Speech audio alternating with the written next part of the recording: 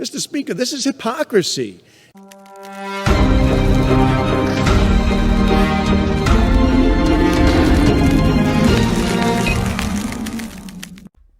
Hey, what's up, everybody? Jazz Gonzo here. Another episode of What's Next. Oh my, oh my, oh my. Now, I know a number of people have covered the story already, so I decided to throw my hat into the ring as well on this. This is regards to the NFL. The NFL is embroiled in a massive wave of hypocrisy right now. No, we're not talking about the woke nonsense of the Black Lives Matter movement. No, we're not talking about the NFL is gay. We are talking about the firing of one former head coach of the Las Vegas Raiders,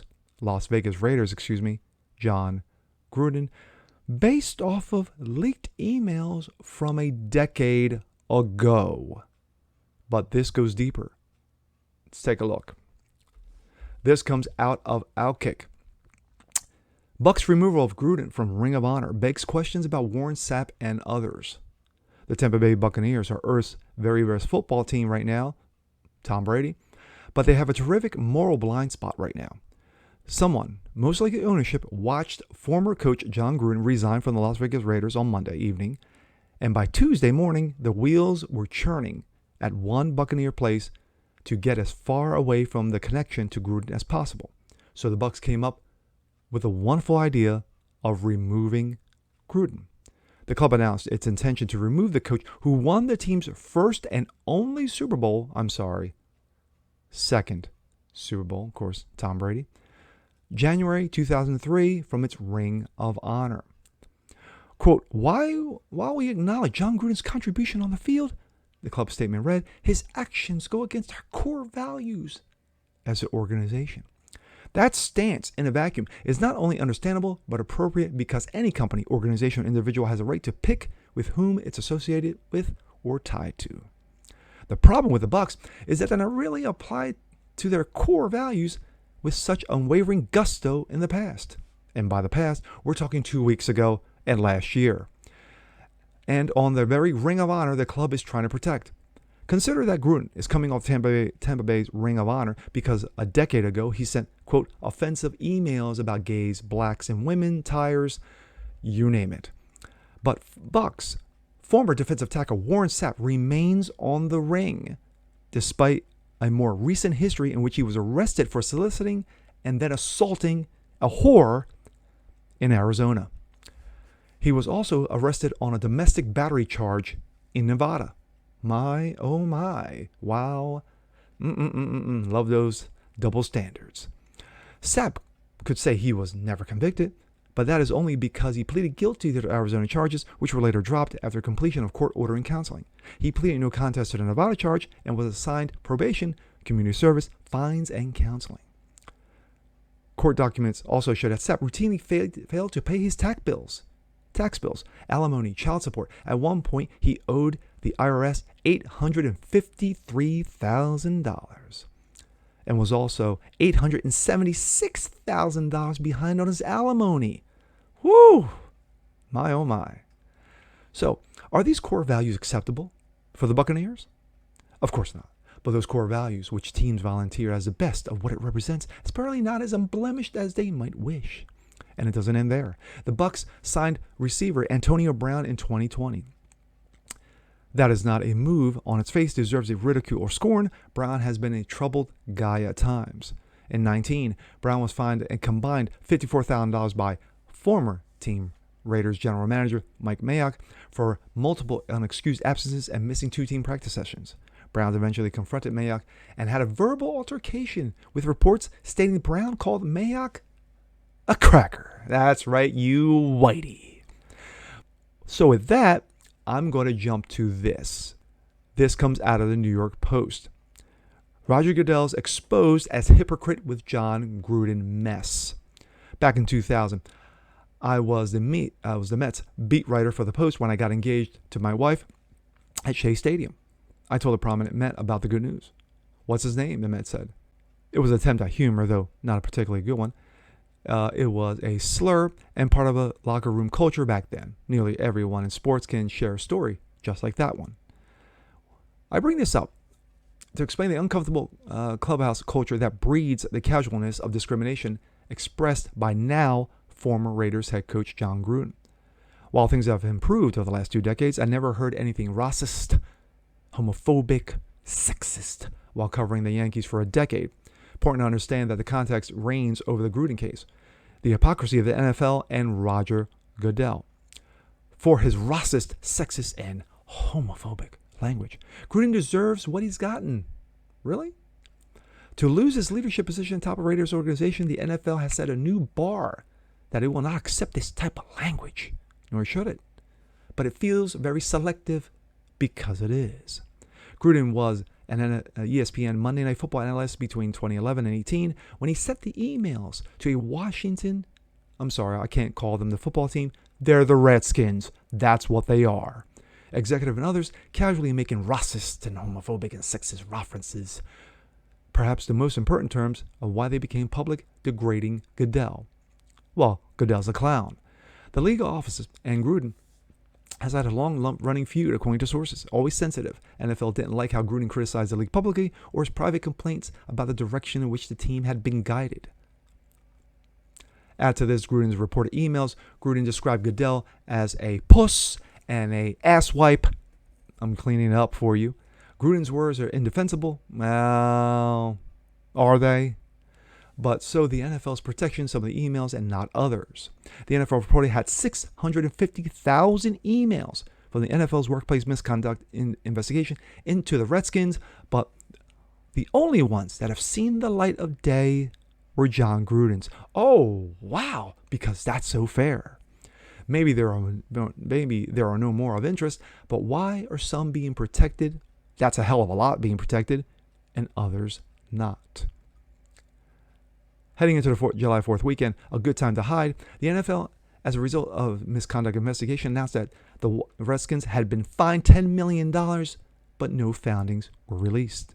Quote, the culture of the club is very toxic and fell far short of the NFL values. Lisa Friel, the NFL's league's special counsel for investigation, said during a conference call with reporters, according to the Washington Post. Said, I'm going to jump to this article to wrap it up. Quote, Jon Gruden exposes the NFL's woke hypocrisy. Was the league commissioner behind the leak? Will not be surprised. The Las Vegas Raiders head coach Jon Gruden resigned Monday after insensitive emails he sent a decade ago, were leaked to the media, gifting us the latest example of woke mob hypocrisy. Gruden's emails were admittedly not great. He said the NFL Roger Goodell was a fag. Called gay NFL players queers, and said the NFL Players Association Executive Director DeMar Smith had lips the size of Michelin tires. Wow. Gruden claims that the last comment was not about race, but rather the fact he had always referenced to liars as having rubber lips. Curious. There were other Gruden emails leaked to the media that weren't so bad, but they still signaled to the left that he's not on their team and thus not worthy of defense. He mused, for example, that players who kneel for the national anthem should be fired.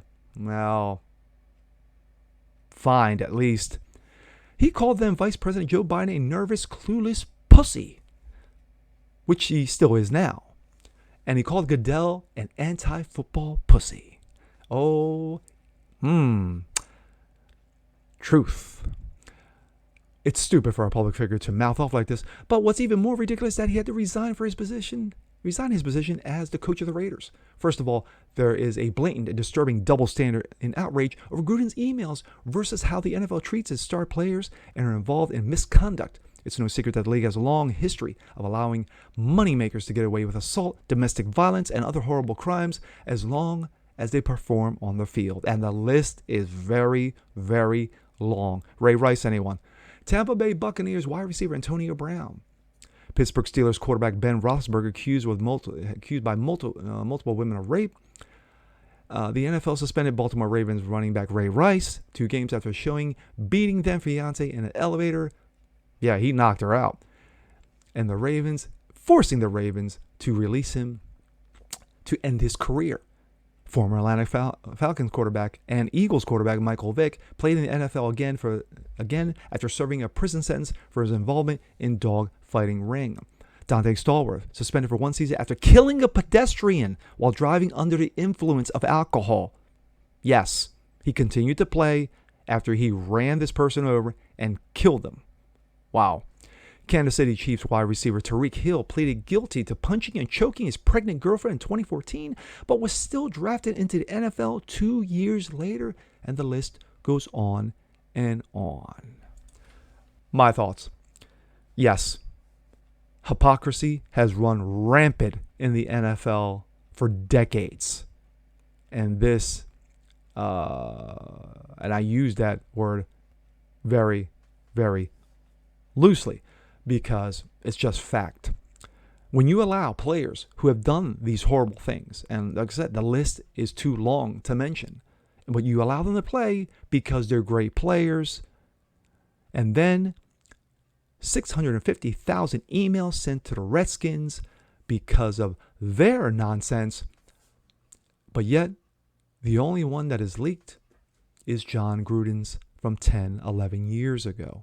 Now, should he have said these comments about Goodell and then Vice President Joe Dementia? I laugh at it because it's funny. One, Goodell is a clown, as we saw the last couple of years with Black Lives Matter and a second national anthem, bowing down, kissing the knee. Bending the knee and kissing the ass. And then you have Dementia Joe. Yeah, right there alone. But this garbage, and then to be taken off, most recently, he's been kicked off, Madden football. So they're going to have a generic, quote, Raiders quarterback who looks just like Jon Gruden running around on the field. Yeah. Remove him from the Ring of Fame, from the Ring of Honor in Tampa Bay, knowing that you still have Warren Sapp on that Ring of Honor? Is it truly a Ring of Honor now? Every team has one, but yet all the players, you can go into each and every one and say, yeah, domestic abuse, criminal activity, hypocrisy. And that's what this is. This is the woke mob mentality going after its own. This has been going on for decades, as I said. But yet, Jon Gruden is being used as the scapegoat. Bullshit. And with that being said, I'm Jasper Gonzo. This is What's Next. Want to see more just like this? Please leave a comment below. Like it, share, subscribe to it, hit the notification bell so you never miss a thing. And we'll see you guys next time. Peace.